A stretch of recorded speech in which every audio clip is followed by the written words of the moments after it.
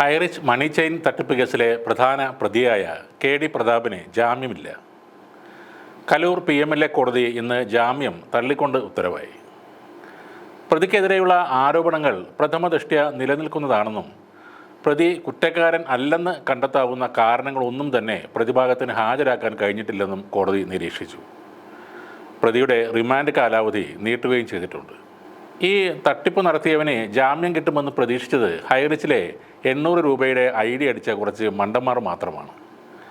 അല്ലാതെ കേരളം കണ്ട ഏറ്റവും വലിയ മണി ചെയിൻ തട്ടിപ്പ് നടത്തി കോടികൾ പറ്റിച്ചെടുത്ത് വിദേശത്തേക്ക് കടത്തിയ പ്രതാപന് ജാമ്യം കിട്ടുമെന്ന് മിസ്സിസ് കേരളയും മദർ തെരേസ അവാർഡ് ജേതാവായ ശ്രീന പ്രതാപൻ പോലും വിചാരിച്ചു കാണില്ല. ഇപ്പോൾ ഈ ലീഡർമാർ എന്ന വിഡ്ഢികൾ പറയുന്നത് ഞങ്ങൾ മണി ചെയിൻ അല്ല നടത്തിയത് പോൺസി സ്കീം ആണെന്നാണ്. ഇവർ മണി ചെയിൻ മാതൃകയിൽ 3141 കോടി രൂപ തട്ടിയെടുത്തത് ഇറ്റാലിയൻ വ്യവസായി ചാൾസ് പോൺസി 1920 അമേരിക്കയിൽ നടത്തിയതിന് സമാനമായ തിരിമറി എന്നാണ് ED വിചാരണ കോടതി മുൻപാകെ സമർപ്പിച്ച റിപ്പോർട്ടിൽ പറഞ്ഞത്.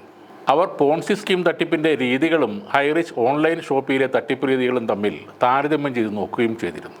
ഒരു ഉൽപ്പന്നവും നിർമ്മിച്ച് വിൽപ്പന നടത്തി ലാഭമുണ്ടാക്കാതെ തന്നെ നിക്ഷേപകർക്ക് ആദ്യഘട്ടത്തിൽ കൃത്യമായി ലാഭവിഹിതം നൽകി വിശ്വാസം ആർജിച്ച ശേഷം പുതിയ നിക്ഷേപകരെ കൂട്ടത്തോടെ ഇതിലേക്ക് ആകർഷിക്കുന്ന മണി ചെയിൻ പദ്ധതികളാണ് പോൺസി സ്കീമുകൾ എന്നറിയപ്പെടുന്നത്.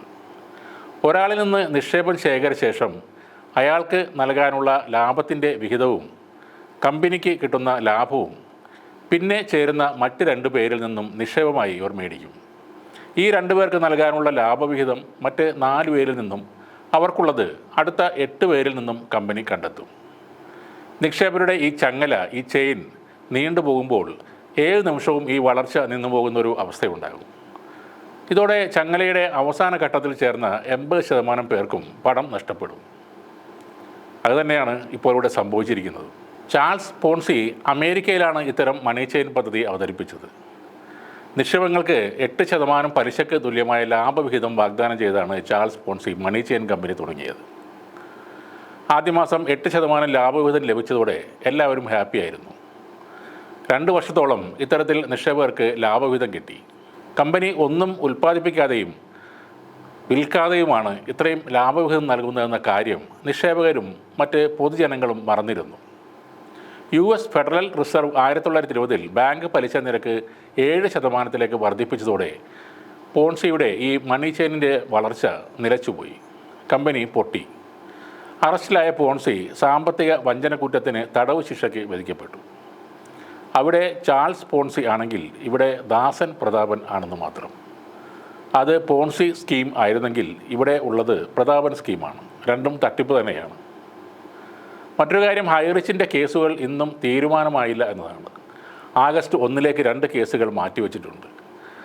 നിയമപ്രകാരമാണ് തങ്ങൾ ഫണ്ട് പിരിച്ചതെന്ന് തെളിയിക്കാൻ ഒന്നും ഇല്ലാത്ത ഈ കമ്പനി ഒരു കാലത്തും ഈ കേസൊന്നും ജയിക്കാനും പോകുന്നില്ല.